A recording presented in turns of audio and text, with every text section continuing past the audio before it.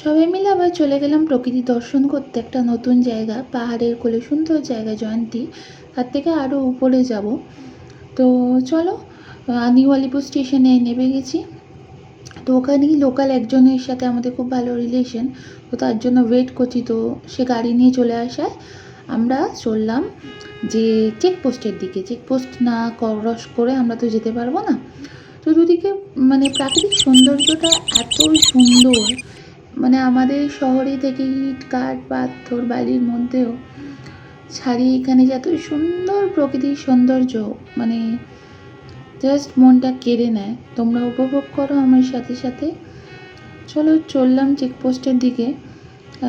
সাইডে না ময়ূরও দেখা যাচ্ছিল, আমি ঠিক ক্যাপচার করতে পারিনি। তো চেকপোস্ট চলে এসেছে। এখানে আমরা প্রত্যেকে গাড়ি থেকে নেমেছি এবং ভিতরেও গেছিলাম পরের দিন।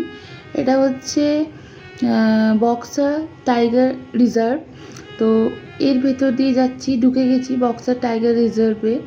তো আমাদের বক্সার জয়ন্তী ছিল আমাদের ট্যুরটা, এবং জয়ন্তী থেকে আমরা উপরেও গেছিলাম, দেখাবো সেই ট্রেকিংটা।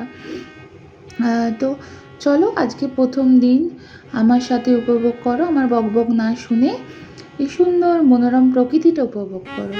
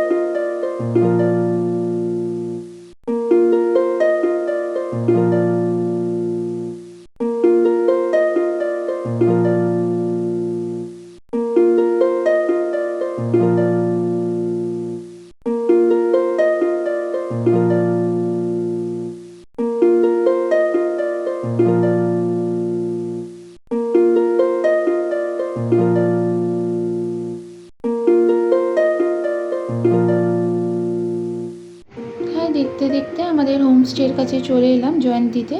চলো, হোমস্টেতে থেকে বিকালে আবার দেখা।